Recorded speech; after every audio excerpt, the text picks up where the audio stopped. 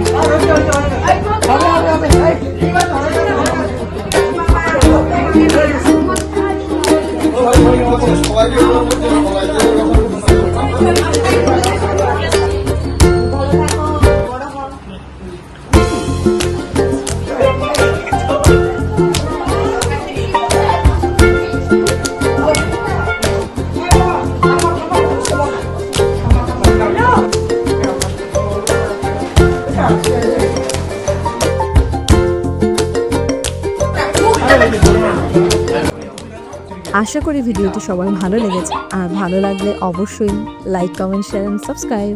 Thank you for watching.